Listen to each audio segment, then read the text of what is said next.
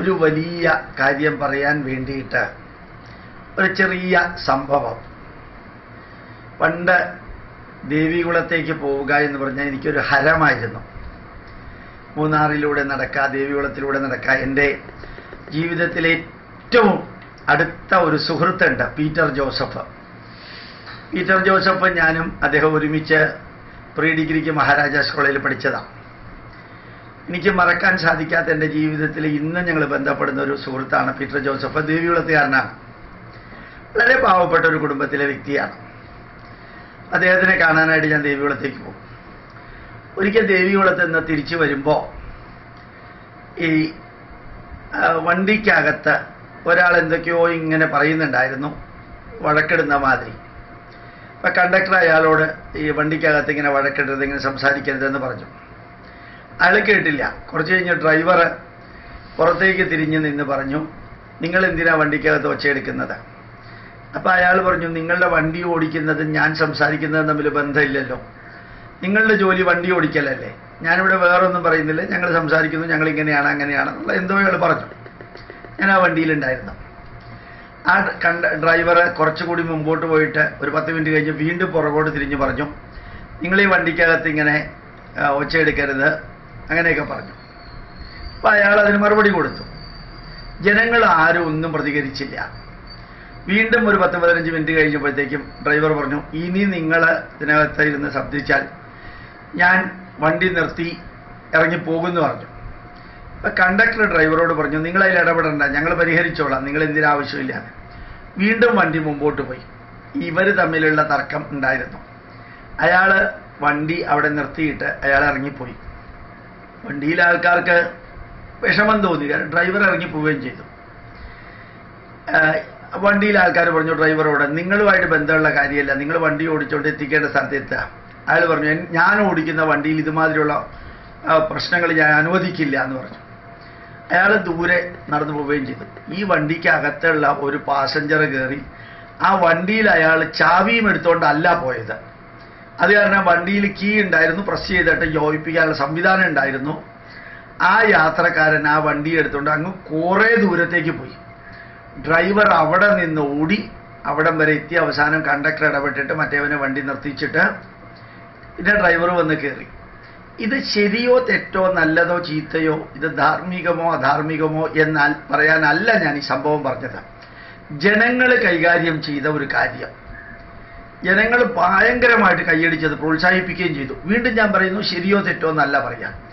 നമ്മുടെ സമൂഹത്തിൽ ഉണ്ടാകുന്ന ധാരാളം പ്രശ്നങ്ങൾ ജനങ്ങൾ ഇറങ്ങി പുറപ്പെട്ടാൽ പലപ്പോഴും പലതും നമുക്ക് വരച്ച വരയിൽ നിർത്തിക്കാൻ സാധിക്കും, അല്ലെങ്കിൽ അവരെ കൊണ്ട് വര വരച്ച് അവരെ കൊണ്ട് അതിൽ നിർത്തിക്കാൻ നമുക്ക് സാധിക്കും. ഇതൊരു വലിയ അനുഭവമായിരിക്കണം നമുക്ക്. ചെറിയ കാര്യമാണ്, ഒരു കഥയാണ്, സംഭവമാണ്, കഥയല്ലാതെ.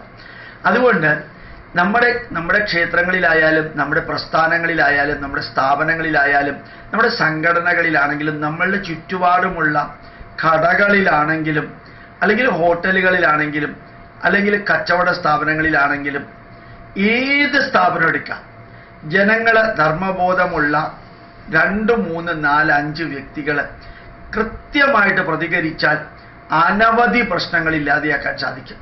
ഇന്ന് കേരളത്തിലെ ഭരണകൂടത്തിന് സംഭവിച്ചിരിക്കുന്നത് വിമർശിക്കാനും തെറ്റുകൾ ചൂണ്ടിക്കാണിക്കാനും തെറ്റുകൾ തിരുത്തിക്കാനുമുള്ള സ്വാതന്ത്ര്യം എല്ലാവരുടെയും അടിച്ചമർത്തി ഒരാള് അല്ലെങ്കിൽ അയാളുടെ കൂട്ടത്തിലുള്ള കുറച്ച് പേര് ധാർഷ്ട്യത്തോടുകൂടി കാര്യങ്ങൾ ചെയ്തുകൊണ്ട് പോകുന്നതാണ് ഈ കേരളത്തിൻ്റെ ഇന്നത്തെ പ്രശ്നത്തിന് കാരണം. പ്രശ്നങ്ങൾ ഉണ്ടെങ്കിൽ നമുക്ക് തോന്നുന്ന പ്രശ്നങ്ങൾ എല്ലാത്തിനും കാരണം അതാണ്. അതുകൊണ്ട് ജനങ്ങൾ ഇത് കൈകാര്യം ചെയ്യുക എന്ന് പറഞ്ഞു കഴിഞ്ഞാൽ കയറി തല്ലുക, കൊല്ലുക, അങ്ങനെയുള്ള കല്ലെറിയുക, നശിപ്പിക്കുക, കയ്യും കാലോട്ട് പ്രയോഗിക്കുക, അതൊന്നുമല്ല ഉദ്ദേശിച്ചത്. എങ്ങനെയാണോ ആവശ്യമില്ലാതെ ഒരു ഡ്രൈവർ വാശിയെടുത്ത് വണ്ടി നടു റോട്ടിൽ ഇട്ടേച്ച് പോയത്, അപ്പോൾ ജനങ്ങൾ കൈകാര്യം ചെയ്തത്, വീണ്ടും ഞാൻ പറയുന്നു, ഞാനതിനെ ന്യായീകരിക്കുന്നില്ല, ആ സംഭവത്തിൽ നിന്ന് നമ്മൾ എന്ത് പഠിക്കണം എന്നുള്ളത് ചിന്തിക്കാം. നമ്മുടെ അമ്പലങ്ങളിൽ പ്രശ്നം ഉണ്ടെങ്കിൽ ആ അമ്പലവുമായിട്ട് ബന്ധപ്പെട്ട ഒരു 8-10 പേര് പ്രശ്നങ്ങൾ കൈകാര്യം ചെയ്യാനായിട്ട് മുമ്പോട്ട് വരിക.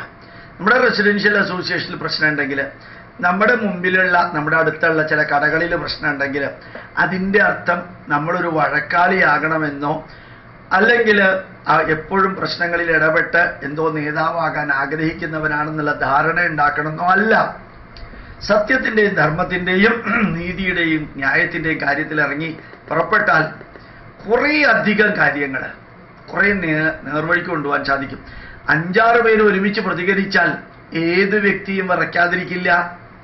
ആ പ്രതികരിക്കുന്ന വ്യക്തികൾക്ക് അവരുടേതായിട്ടുള്ള സ്വാർത്ഥതയോ മുൻവിധിയോ ഇല്ലാത്ത വിധത്തിലുള്ള പ്രവർത്തനം നമ്മളിൽ ധാരാളം പേർക്കത് സാധിക്കും. പവിത്രനോ പരിശുദ്ധനോ സന്യാസിയോ ഋഷിയോ അങ്ങനെ ആവണമെന്ന് ഒരു നിർബന്ധമില്ല. ഏത് തരത്തിലുള്ള വ്യക്തികളാണെങ്കിലും ധർമ്മബോധമുള്ളവര് നാട്ടുകാർ പ്രതികരിച്ചാൽ കേരളത്തിലെ ഒത്തിരി പ്രശ്നങ്ങൾ പരിഹരിക്കാൻ സാധിക്കും. നമ്മുടെ വീടിൻ്റെ മുമ്പിൽ റോഡ് ടാർ ചെയ്യുമ്പോൾ ടാർ ചെയ്യുന്നതിൽ കുറച്ച് തട്ടിപ്പ് കണ്ട ഉടനെ ഞങ്ങൾ 3-4 പേര് അതിലിടപെട്ടു. പെട്ടെന്ന് PWD എഞ്ചിനീയർ വന്നു, മുഴുവനും റീടാർ ചെയ്യാനായിട്ട് പറഞ്ഞു. ഒരു വഴക്കും ഉണ്ടായില്ല, ഒരു വയ്യാവേലിയും ഉണ്ടായില്ല. അപ്പോൾ ഒന്ന് ആലോചിച്ച് നോക്കിയേ, 3-4 പേര് ഇടപെട്ടപ്പോൾ റോഡ് ടാർ ചെയ്യുന്ന പാറ്റേൺ തന്നെ മാറ്റിയിരുന്നു. ഇത് ചെറുതും വലുതുമായിട്ടുള്ള ആയിരക്കണക്കിന് കാര്യങ്ങൾ നമ്മുടെ മുമ്പിൽ നമുക്ക് തിരുത്താൻ സാധിക്കും. ഞാനിതിലൊന്നിലും ഇടപെടാറില്ല, എന്തിനാ വഴക്കിനും വയ്യാവേലിക്കും പോകുന്നത് എന്ന് വിചാരിച്ച് മാറി നിൽക്കാതെ അതേ സമയത്ത് വികാരത്തിൻ്റെ പുറത്ത് പ്രതികരിക്കാതെ വിചാരത്തിൻ്റെ പുറത്ത് പ്രതികരിക്കാനാണ് നമ്മളുടെ പൂർവികർ പറഞ്ഞിരിക്കുന്നത്. നമ്മളും അതുപോലെ തന്നെയാണ് ചെയ്യേണ്ടത്. നമുക്ക് നമ്മുടെ നാടിനെ മാറ്റം വരുത്തണം. ഭരണാധികാരികൾ വരും, ഭരണാധികാരികൾ പോകും.